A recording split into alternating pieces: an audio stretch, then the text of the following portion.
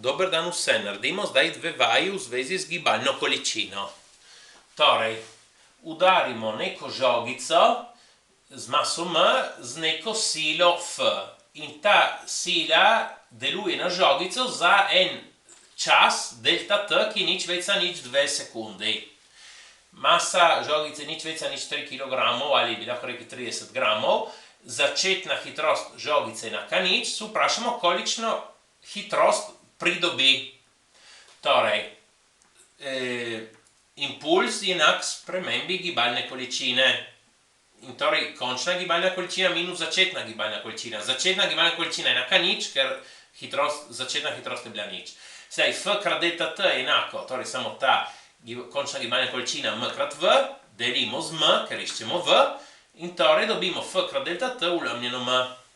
Sedaj, F je 300 newtonov, delta T nič več nič 2 sekundi, masa nič več nič 3 kg, tukaj naredimo račun, dobimo 200, newton napišemo kot kilogram meter na sekundo na drugo. To krat sekunda deljeno kilogram, kilogram krajšamo, to sekunda v števcu se krajša z 1-2 sekund v imenovalcu in dobimo tukaj meter na sekundo, kot mora biti. Hitrost je 200 metrov na sekundo, pridobi tolikšno hitrost.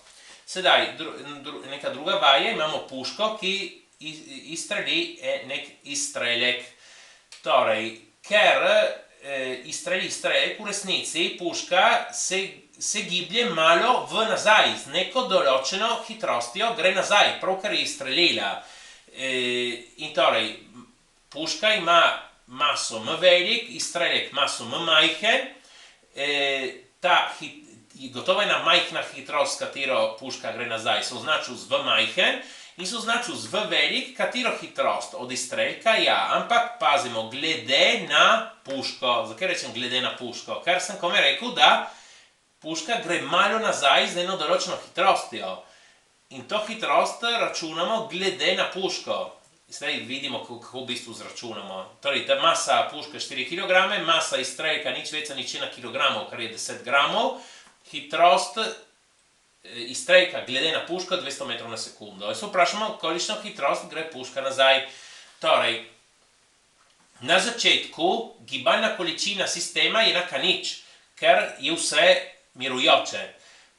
Hitro po izstrelku pa imamo puško z maso M velik, ki se giblje s hitrostjo V majhen. Imamo to gibalno količino. In potem izstrelek z maso M majhen, ki se giblje s kolikšno hitrostjo glede recimo na tla.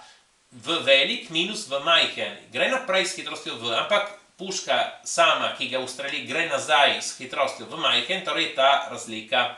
Sedaj enostavno tukaj množimo z oklepajem in iz prvega in tretjega člena izpostavimo V majhen, ki množi to, in ta vmesni člen nesemo na drugo stran. Sedaj še delimo s tem oklepajem, smo dobili ta praznak minus, jasno pove, da ti dve hitrosti sta ena nasprotno usmerjena kot druga.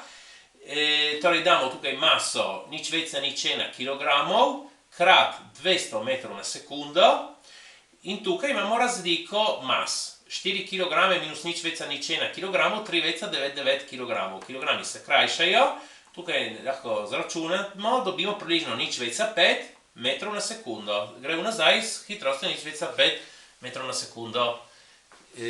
Prosim, všečkajte in upišite se. Hvala.